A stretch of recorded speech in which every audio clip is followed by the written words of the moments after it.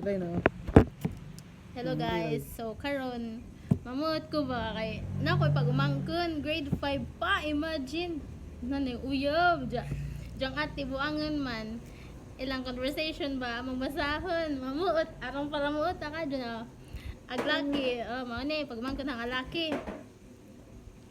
Lai suri ka doa kang ibalik-balik ko kuan. gilan sa wala pagkakupa Sana mo istorya ka na ulay. uy para muot aja agba ni reply heart aja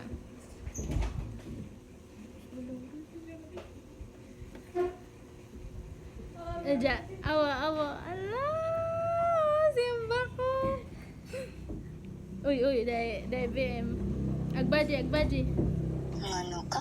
ngano ka aglaki Boni mo ka pa ka na ito na. bauni mo karon pa kana ito na agbaji Ito kay ka.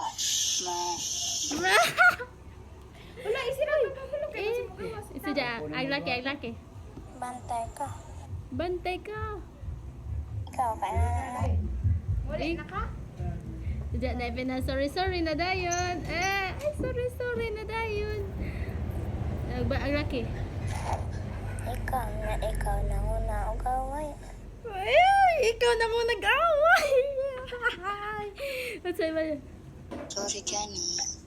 sorry gani Ikaw ka masuri pa ka. gara ka dyan.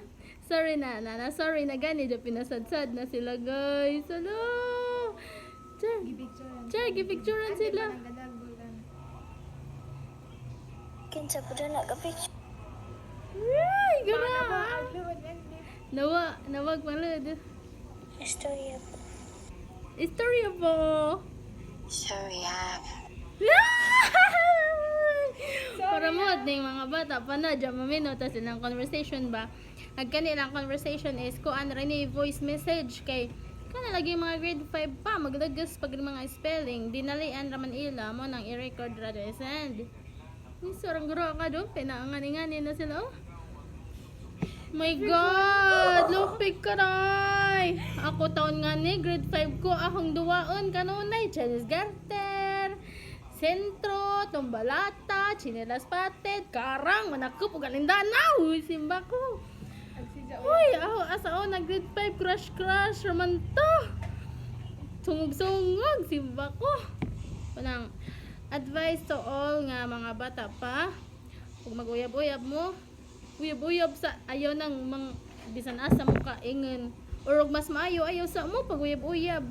Kay punahan yung eskwela.